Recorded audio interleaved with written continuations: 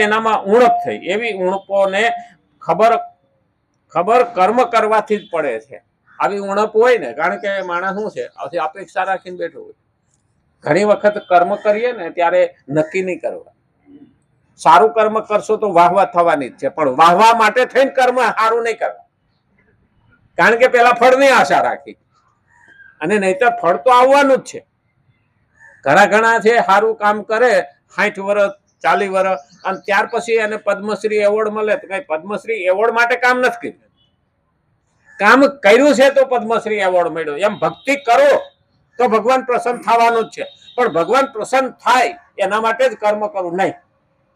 મારું કર્મ કરવાની અને મારી ભક્તિ કરવાનું મારી ફરજ છે, મારે કરવી જોઈએ.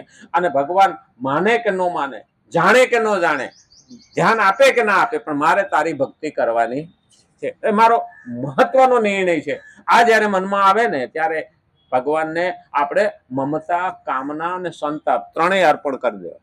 એટલે આપણે એમાં ડૂબીએ નહીં, આપણે એમાં ભરાઈએ નહીં. નહીતર શું છે, આપણને એ હક લેવા ન દે, ના કામના હક લેવા દે, ના મમતા હક લેવા દે, અને ના સંતાપ હક લેવા દે, તો ભગવાનમાં ભક્તિમાં તો આપણું મન લાગે જ નહીં. અહીં બેઠા હોય ને જો આપણને શાક માર્કેટમાં શાકભાજી લેવા જવાનું છે, આડું ભૂલાઈ ન જાય એટલું યાદ આવે ને, તો અહીં નથી, શાકભાજી લેવા વયા ગયા, ભલે મન ત્યાં વયું ગયું. અને એટલે જ કીધું છે કે મન ભટકવું જોઈએ નહીં. આજ તો ટાઈમ થઈ ગયો નહીં, આવતીકાલે જો રામચંદ્ર ભગવાન કી જય, કૃષ્ણ કનૈયા લાલ કી, ગજાનંદ ગણપતિ ભગવાન નમઃ. પાર્વતી પતે હર હર મહાદેવ.